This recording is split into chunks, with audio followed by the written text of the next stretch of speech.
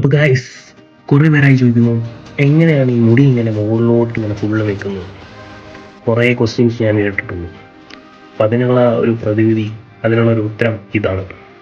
ഞാൻ കുറേ നാളായി ഇത് യൂസ് ചെയ്യുന്നു. ഈ ആമസോൺ മേടിച്ചാണ്.